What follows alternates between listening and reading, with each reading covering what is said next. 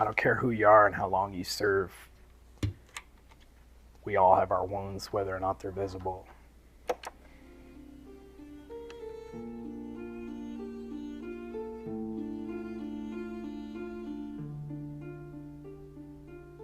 Even as close as he and I were over those years, I had never been let into that side of him, whatever existed that eventually, you know, led him to choose to take his life. I was initially a little, the guy kind of scared me. He had just came out of military training instructor duty, and he was a very intense guy. I got to know him, and he very quickly became one of my closest friends. And it just so happened that my first assignment out of that training school was to Davis-Monthan Air Force Base in Tucson, Arizona, as was his. We spent that 8 months together, and then PCS'd and had a couple more years working day in and day out together on an operations floor. About 3 days after I started terminal leave and was in the process of retiring from the military, I embarked on, a cross-country motorcycle trip by myself. I had stopped to get gas, and I was somewhere in eastern Colorado in the middle of nowhere, and my phone rang, and it was a former coworker to let me know that a mutual friend of ours had taken his life. Loss by suicide is absolutely just as devastating than somebody that was overseas doing their job and is killed. And I really suppressed or shoved down my emotions and never really dealt with them. It seems that the senior NCO in me knew how to spring into action and help airmen around me.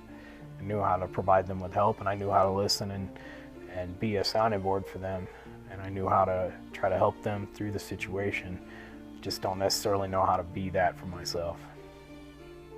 I have a mutual friend that I've called her a couple of times to just talk about things, and we were both very close to him, and I've called to kind of talk, and still at this point seeking answers that really aren't answers that I should or need to be privy to, but I just don't know how else to process the situation other than trying to understand it.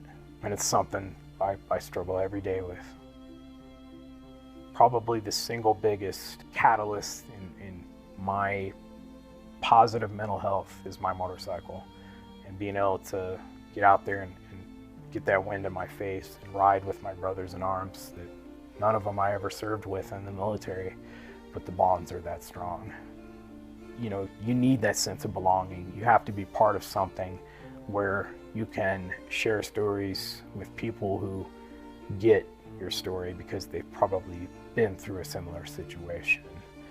I guess everybody's part of a greater community of suicide loss survivors, no matter what your connection, how deep or how small it might have been.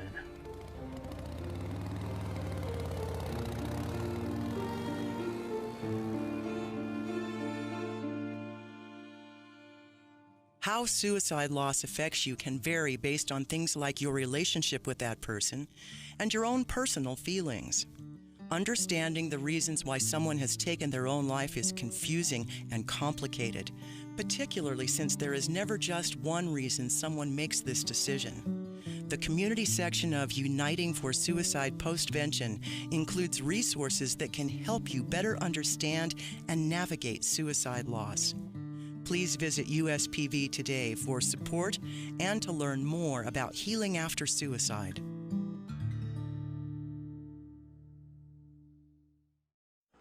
Do you sometimes feel sad or have the blues? This is normal and a part of everyday living. It's also normal to feel depressed after a loved one dies or after a serious illness diagnosis. We may cry, have trouble sleeping, or lose our appetite. But what's not normal is to feel this way for long periods of time. Depression is a mood disorder that affects how you feel and think and how you manage daily activities. Depression can happen at any time in your life. Major depression can affect more than your mood. For example, you might be sleeping a lot or not sleeping enough. You could lose weight or gain weight and generally lose interest in your life. You may even have thoughts about your own death. Sometimes, depression happens when a person has other serious conditions, like cancer, heart disease, or PTSD.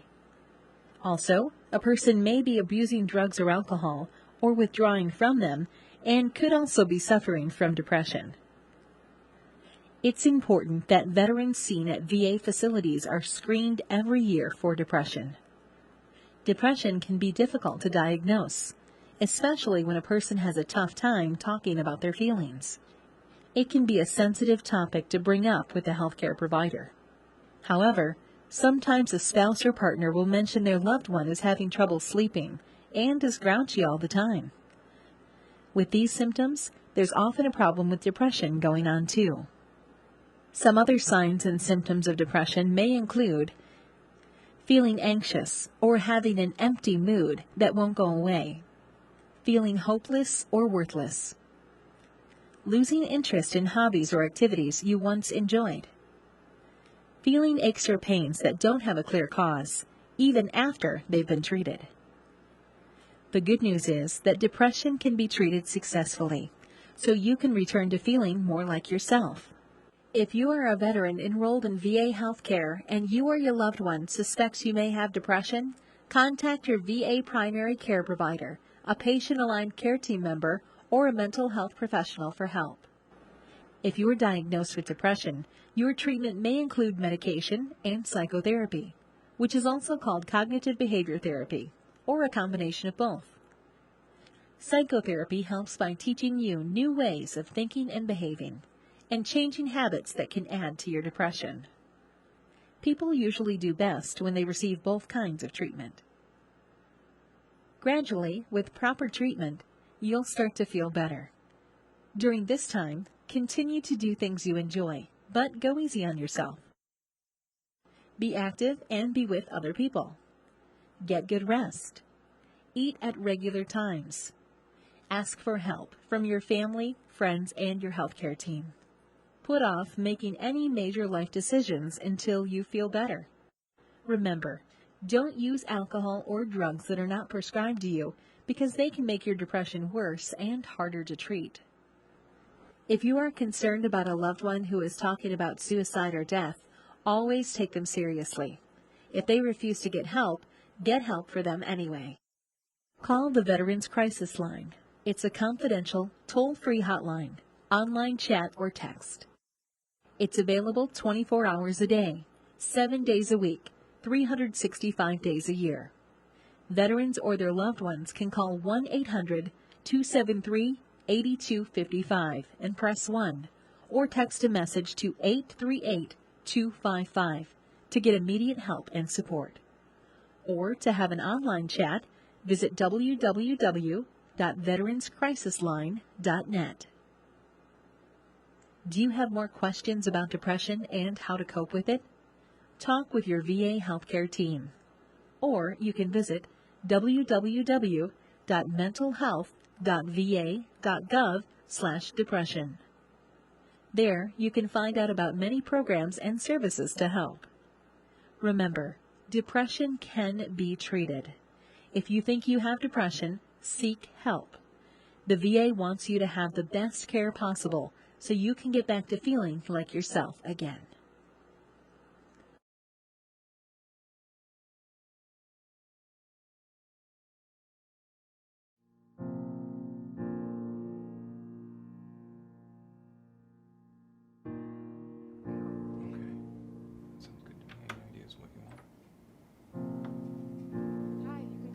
You know, when you're standing at the base of a mountain that size, the peak looks like a speck in the sky. He loved the outdoors. But we made it to the top. And his stories. Just when a flurry of snow hit the air. Unforgettable. That was our second date.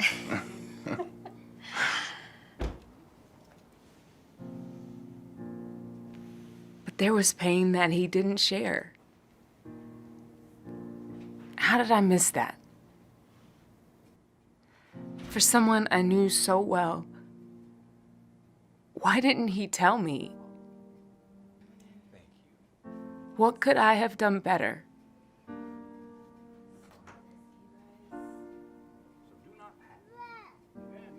It's his stories I can't stop thinking about.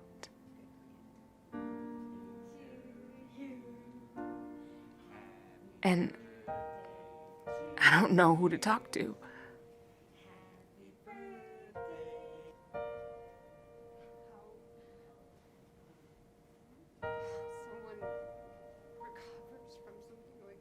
I just keep asking myself,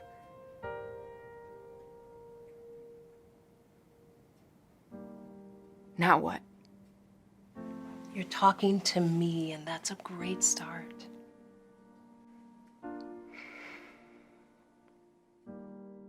As a provider, when someone you have worked with dies by suicide, it can be especially challenging to take in both the personal and professional impacts of this loss.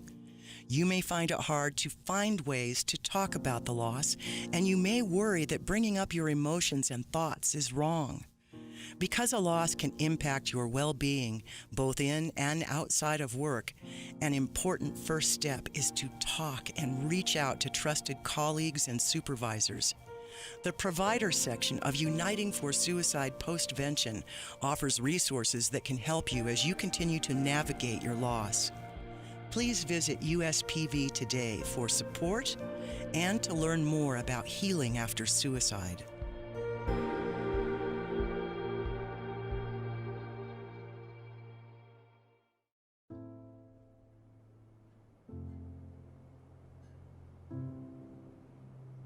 I've never been in a combat zone, but I've talked to plenty of people who have been there, and they see that best friend die right in front of them. And that, I think, would have the same impact as losing your best friend to suicide in the same way. It's still that brother in arms, and you're still losing that person that you care about.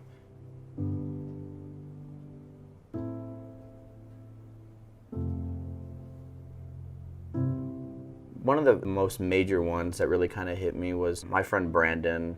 I was his supervisor, his leadership in Japan, and coming to terms of all of a sudden overnight, you're fine, you're normal, and then I wake up and he's gone. It impacted everybody in the battalion. Everybody from our previous commanding officer even said something to remember him at his ceremony. It was just kind of very sudden, and we all paid tribute to Brandon. I personally have known plenty of other military members who commit suicide, but I've never known them. And I feel the same exact emotion as if I wish I had. As a veteran, we can help each other, and I think that's how you get through the thoughts of wanting to end your life, by helping other people. Reaching out to veterans and communicating with them is just kind of like become a force of habit now, and I feel like that should be instilled into every person getting out, because you don't want to lose touch with who you were. And I think staying connected is really the only way. If you do or don't have any demons that you're fighting, just stay connected, because you never know who might have them. I'm happy to say that nobody that has had those demons that I've talked to that's in my community has committed suicide. Even if it's not you or your story or your life, it could be the biggest thing to them, but something really small to you. Be that fly on their shoulder that doesn't go away, because I wish I had that. And whenever I did get that, I didn't want to let go of it.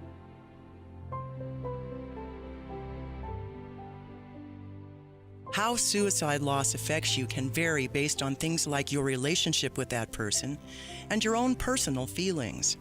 Understanding the reasons why someone has taken their own life is confusing and complicated, particularly since there is never just one reason someone makes this decision.